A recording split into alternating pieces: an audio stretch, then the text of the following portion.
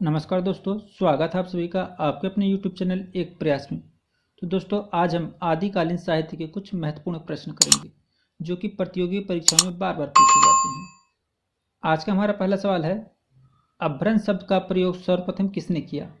Option A Bharat Muni, option B Patanjali, option C Rajashekhar या फिर option D Bhamaha. तो इसका सही जवाब है ऑप्शन बी। अभ्रंश शब्द का सर्वप्रथम प्रयोग पतंजलि ने किया था। स्वयंभू को अभ्रंश का वाल्मीकि और पुष्पदंत को अभ्रंश का भवभूति कहा जाता है। प्रश्न 2, पृथ्वीराज रासो के रचयिता का नाम बताइए। Option A Chandbardai, option B Amir Khusro, option C Jagnik या फिर ऑप्शन डी नरपति। तो इसका सही जवाब है ऑप्शन ए। पृथ्वीराज रासो के रचयिता चंद्रबरदाई हैं। प्रश्न 3, नाथ संप्रदाय के प्रवर्तक इनमें कौन थे? Option A Gorakhnath, option B Mahanath, option C Charpatnath या फिर ऑप्शन डी नेमिनाथ। तो इसका सही जवाब है ऑप्शन ए। नाथ संप्रदाय के प्रवर्तक गोरखनाथ थे। नाथ संप्रदाय के आराध्य शिव हैं। यह हठ योग की साधना पद्धति पर आधारित है। कुछ विद्वान नाथ संप्रदाय का संस्थापक मच्छिंद्र नाथ को मानते हैं। नाथ पंथ बौद्धों के व्रजायन शाखा से निकला हुआ है। नाथों की संख्या 9 मानी जाती है। गोचर सिद्धांत संग्रह के नवनाथों निम्नलिखित हैं। ऑप्शन पहला है नागार्जुन, दूसरे जड़भरत, तीसरे हरिश्चंद्र, चौथा सत्यनाथ, पांचवा भीमनाथ, छठा गोचरनाथ, सातवां चरपटनाथ, आठवां जलंधर, नौवां मलयार्जुन। नेक्स्ट क्वेश्चन, महापुराण के रचनाकार कौन है? Option A Abdul Rahman, option B Pushpadant, option C Dhanpal या फिर ऑप्शन डी स्वयंभू। इसका सही जवाब है ऑप्शन बी। महापुराण के रचनाकार पुष्पदंत हैं। शिव सिंह सेंगर ने पुष्पदंत को भाखा की जड़ कहा है तथा हिंदी का प्रथम कवि स्वीकार किया है। नेक्स्ट क्वेश्चन, राहुल सांस्कृत्या ने हिंदी का पहला कवि किसे माना है? Option A Luipa, option B Sabarpa, option C Sarahpa या फिर ऑप्शन डी चंद्रबरदाई। तो इसका सही जवाब है ऑप्शन सी। राहुल सांस्कृत्या ने हिंदी का पहला कवि सरहपा को माना है। इन्होंने सरहपा का समय 769 ईस्वी माना है। बच्चन सिंह ने लिखा है कि आक्रोश की भाषा का पहला प्रयोग सरहपा में दिखाई पड़ता है। और सबसे पहले सरहपा, फिर सबरपा, लुइपा, ये गुरु शिष्य परंपरा रही है इनकी। सरहपा गुरु हैं, फिर सबरपा, फिर लुइपा, मतलब कि सबरपा के गुरु सरहपा हैं और लुइपा के गुरु सबरपा हैं। नेक्स्ट क्वेश्चन, बीसल देव रासो की नायिका का नाम क्या है? Option A Rajmati, option B Roopmati, option C Mrinalvati या फिर ऑप्शन डी राजमती। तो इसका सही जवाब है ऑप्शन डी। बीसल देव रासो की नायिका का नाम राजमती है। यह एक रासो साहित्य है। इसके रचना का नरपति है। यह 4 खंडों का वीर रस तथा श्रृंगार रस प्रधान रचना है। इसमें सर्वप्रथम 12 मासा ऋतु का वर्णन तथा वीर काव्य परंपरा का प्रथम ग्रंथ बीसलदेव रासो को ही माना जाता है। नेक्स्ट क्वेश्चन, आदिकालीन रासो साहित्य की प्रमुख प्रवृत्तियों से संबंधित कौन सा कथन सही नहीं है? आपको बताना है कि नीचे जो दिए गए कथन हैं उनमें से कौन सा सही नहीं है। ऑप्शन ए, इस साहित्य में राष्ट्र प्रेम का सुंदर चित्रण किया गया है। ऑप्शन बी, युद्धों का सजीव वर्णन इस साहित्य में अत्यंत विशेषता है। ऑप्शन सी, इसमें शौर्य का और विलासिता का स्वाभाविक और जीवंत चित्रण किया गया है। ऑप्शन डी, श्रृंगार रस और वीर रस का एक साथ चित्रण इसकी महत्वपूर्ण विशेषता है। तो इसका सही जवाब होगा ऑप्शन ए। आदिकालीन साहित्य में राष्ट्र प्रेम का सुंदर चित्रण किया गया है। ये गलत है, बाकी सारे सही हैं।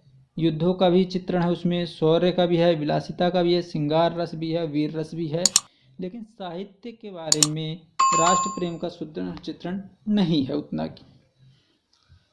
नेक्स्ट क्वेश्चन, इनमें से कौन सा ग्रंथ लौकिक चरित काव्य माना जाता है?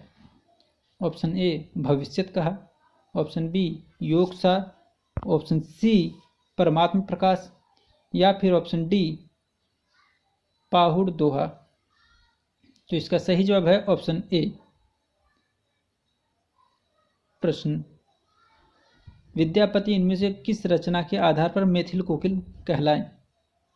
ऑप्शन ए पदावली, ऑप्शन बी कीर्ति पताका, ऑप्शन सी कीर्तिलता, या फिर ऑप्शन डी उपयुक्त सभी। तो इसका सही जवाब है ऑप्शन ए। इनमें से कुछ कवि विद्यापति को श्रृंगारी और कुछ भक्त, कुछ रहस्यवादी कवि भी मानते हैं।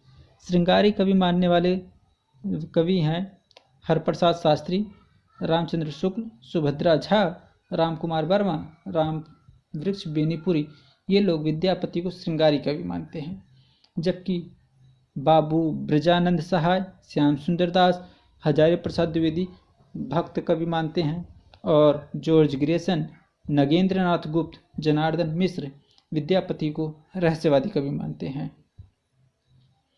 अगला प्रश्न, अमावस के घड़ी झिलमिल चंदा, पूनम के घड़ी सूर, नाथ के घड़ी ब्यांद गरजे, बाजत अनहद तूर। उपयुक्त काव्यांश में अनहद नाद की स्थिति को व्यक्त करने वाले योगी संत का नाम है? Option A Jayasi, option B Gorakhnath, option C Jalandhar, या फिर ऑप्शन डी नामदेव। तो इसका सही जवाब है ऑप्शन बी। अमावस के घड़ी झिलमिल चंदा, पूनम के घड़ी सूर, नाथ के घड़ी बेंद गरजे, बाजत अनहद तूर। उपयुक्त काव्यांश में अनहद नाद की स्थिति को व्यक्त करने वाले योगी संत का नाम गोरखनाथ है। नेक्स्ट क्वेश्चन, भाषा की कसौटी पर यदि ग्रंथ को कसते तो और भी निराश होना पड़ता, क्योंकि वह बिल्कुल बेठिकाने है।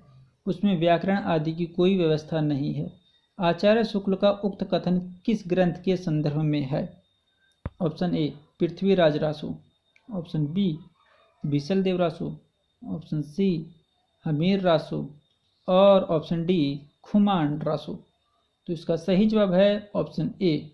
भाषा की कसौटी पर यदि ग्रंथ को कसते तो भी निराश होना पड़ता, क्योंकि वह बिल्कुल बेठिकाने है। उसमें व्याकरण आदि की कोई व्यवस्था नहीं है। आचार्य शुक्ल का यह कथन पृथ्वीराज रासो के संदर्भ में है। नेक्स्ट क्वेश्चन, निम्नलिखित में से किस रचना में कण्वक शैली का प्रयोग नहीं हुआ है? Option A Jambu Swami Chariu, option B Paum Chariu, option C Pahud Doha, और ऑप्शन डी महापुराण। तो इसका सही जवाब है ऑप्शन सी। पाहुड़ दोहा में कण्वक शैली का प्रयोग नहीं हुआ है, बाकी तीनों में कण्वक शैली का प्रयोग किया गया है।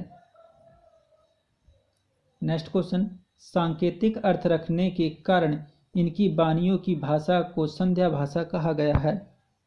ऑप्शन ए सिद्ध, ऑप्शन बी नाथ, ऑप्शन सी सूफी, और ऑप्शन डी कबीर।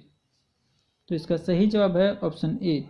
सांकेतिक अर्थ रखने के कारण सिद्ध की वाणियों की भाषा को संध्या भाषा कहा गया है। नेक्स्ट क्वेश्चन है, नागरिक प्रचारणी सभा से प्रकाशित पृथ्वीराज रासो के संस्करण को प्रमाणिक मानने वाले विद्वान इनमें से कौन है? Option A Ramchandra Shukla, option B colonel Tod, option C Shyamal Das, या फिर ऑप्शन डी गौरीशंकर हीराचंद ओझा। तो इसका सही जवाब है ऑप्शन बी। नागरिक प्रचारणी सभा से प्रकाशित पृथ्वीराज रासो के संस्करण को प्रमाणिक मानने वाले विद्वान कर्नल टॉड हैं। पृथ्वीराज रासो को प्रमाणिक, अप्रमाणिक, अर्धप्रमाणिक मानने वाले अनेक विद्वान हैं, जिनमें से कुछ के नाम इस प्रकार से हैं। श्याम सुंदर दास, मिश्रबंधु, मोहनलाल पांड्या, कर्नल टॉड, ये इसे प्रमाणिक मानते हैं, जबकि आचार्य रामचंद्र शुक्ल, श्यामल दास, गौरीशंकर हीराचंद ओझा, वूलर और मुरुदीन ये अप्रमाणिक मानते हैं। और आचार्य हजारी प्रसाद द्विवेदी, डॉक्टर दशरथ ओझा, डॉक्टर सुनीति कुमार चटर्जी, मुनिजिन विजय ये अर्ध प्रमाणिक मानते हैं। नेक्स्ट क्वेश्चन है, भारतेश्वर बाहुबली रास इनमें से किस काव्यधारा का ग्रंथ है? ऑप्शन ए जैन साहित्य, ऑप्शन बी रासु साहित्य, ऑप्शन सी सिद्ध साहित्य या फिर ऑप्शन डी नाथ साहित्य। तो इसका सही जवाब है ऑप्शन ए। भारतेश्वर बाहुबली रास जैन साहित्य काव्यधारा का ग्रंथ है। इसके लेखक शालिभद्र सूरि हैं और गणपति चंद्र गुप्त ने शालिभद्र सूरि को हिंदी का पहला कवि माना है। रामचंद्र शुक्ल ने रासु साहित्य का विवरण वीर गाथा काल के अंतर्गत दिया है। शुक्ल ने चंद्रवरदाई को हिंदी का प्रथम कवि और इनकी रचना पृथ्वीराज रासो को हिंदी का प्रथम महाकाव्य माना है। सिद्ध साहित्य के अंतर्गत सरपा आते हैं। इनको राहुल सांस्कृत ने हिंदी का प्रथम कवि मानते हैं। सरपा की रचना दोहा कोश है। गोरखनाथ का नाथ पंथ बौद्धों की व्रजायन शाखा से निकला हुआ माना जाता है। Thank you, thanks for watching. मिलते हैं अगली वीडियो में एक नए टॉपिक के साथ। तब तक के लिए बाय बाय।